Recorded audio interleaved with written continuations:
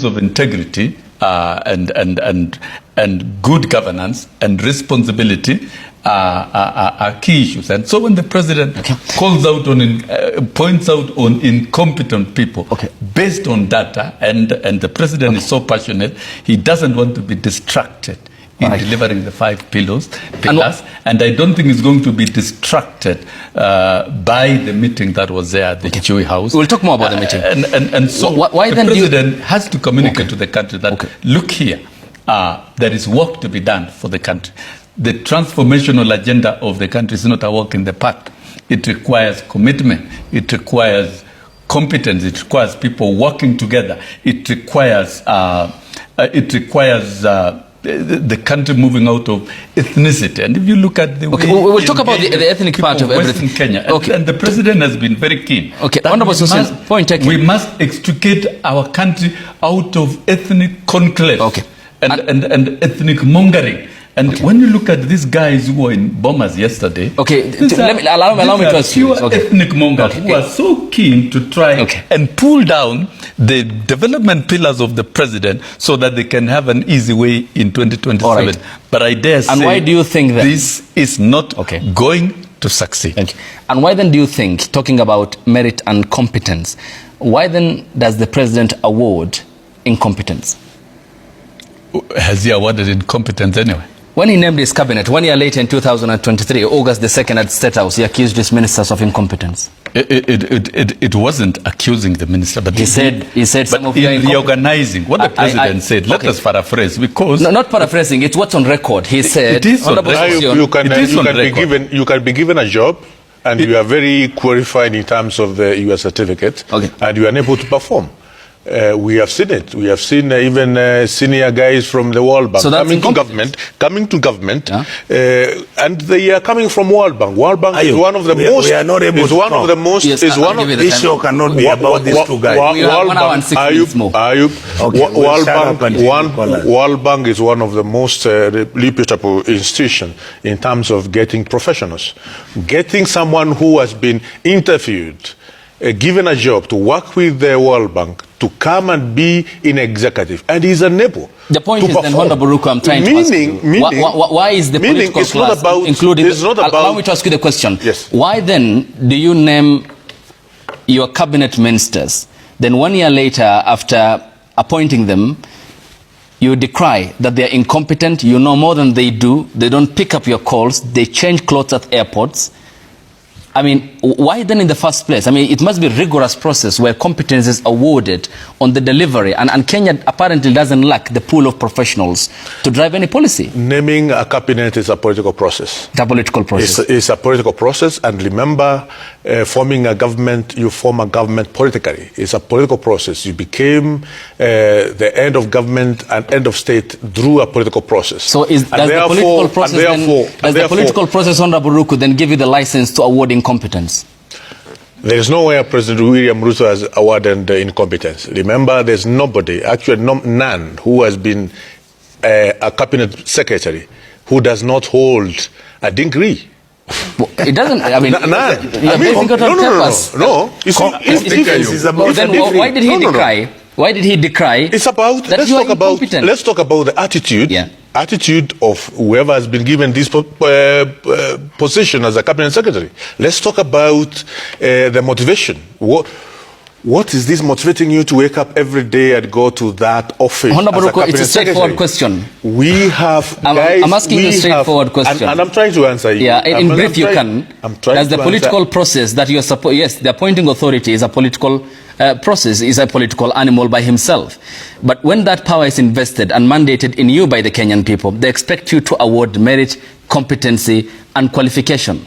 Why then do you come decrying to the Kenyan people that you are incompetent? I mean, you had appointed them. You have all the instruments of power. I should be knowing Honorable Ruku, who I am appointing in a cabinet portfolio, about what he does, how he has been performing, his track record, his academic qualifications. And then I come decrying that you are incompetent?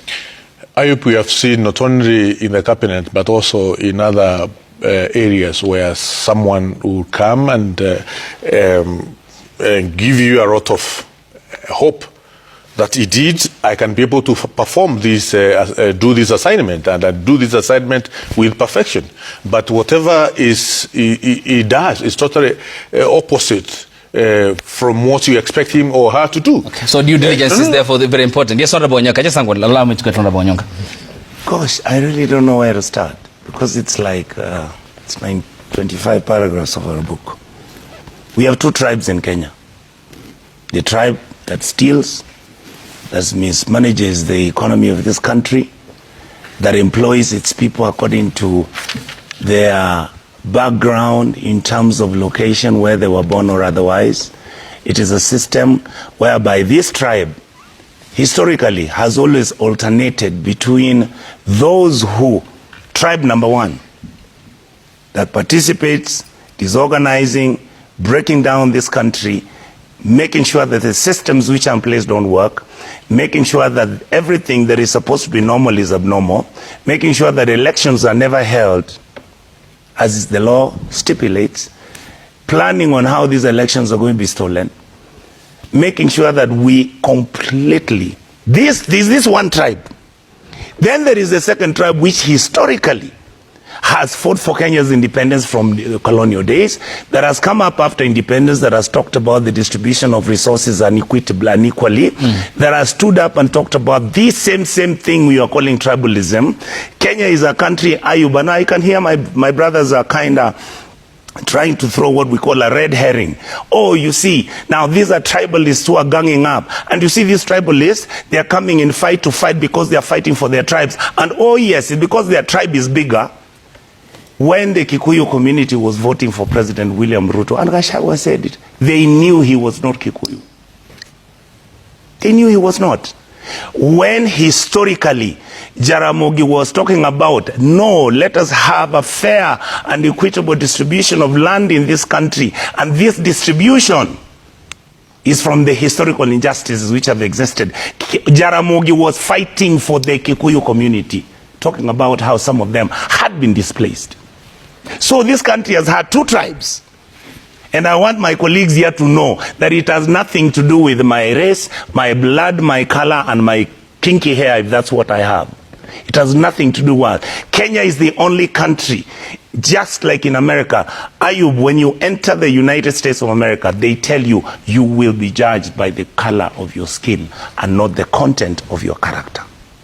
What we have done in our country is that you will be judged by the color of where you come from, and we will demonize it depending on the how do I put it? Depending on the convenience of how we can use it against you. And how we, I mean, I saw yesterday, let me tell you how this tribal nonsense is absolutely obnoxious.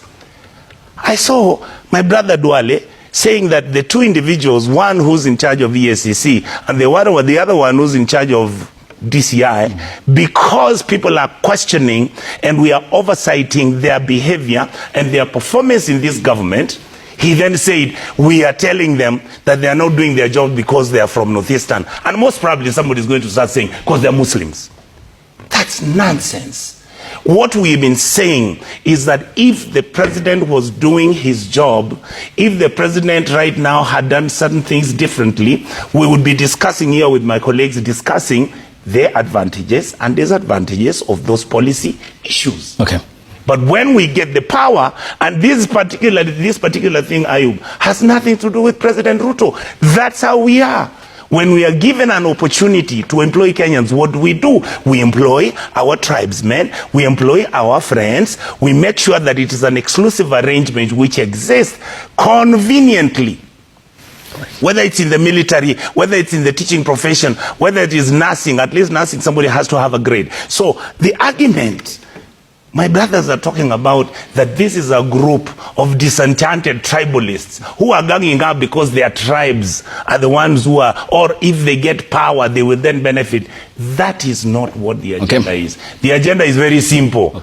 The country needs to be fixed. It needs honest and intelligent people to fix it. There are people who must be telling the president what is right and what is wrong, and our brothers need to stop thinking that all Kenyans seem to be so stupid that whatever that happens is just a story.